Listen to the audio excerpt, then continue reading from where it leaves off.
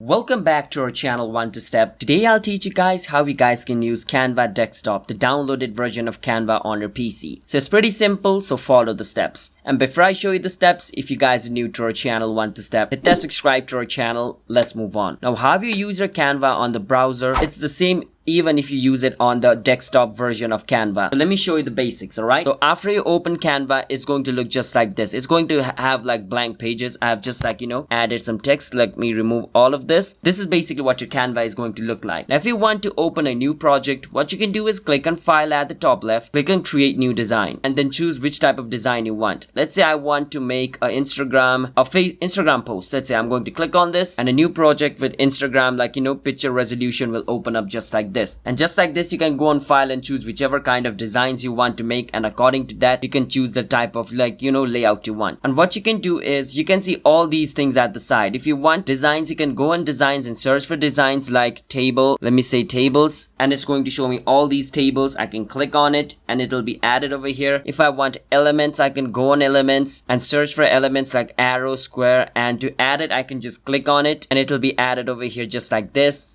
And if I want to draw something, I can go on draw, choose a pen, and then just start scribbling in it. And if I have multiple projects, I can go on projects and move from one project to another. As you guys can see, these are the two projects I have. So if I want to go into my other saved project, I can just click on this and then my other saved project will open up just like this. So yeah, that's basically how you guys can use it. And there are also other tons of elements, like you can just add text over here and change the font of the text just like this by clicking on it over here, or you can even change the color of your text you want, as you guys can see like this. So there's tons of options. You will know once you start using it, but these are the basics. And don't worry, your project will auto save. Even if I close Canva, my project is going to be saved automatically. Alright, so yeah, that's how you guys can use Canva desktop. If you guys found our video helpful, hit that subscribe to our channel One to Step. I'll see you guys next time.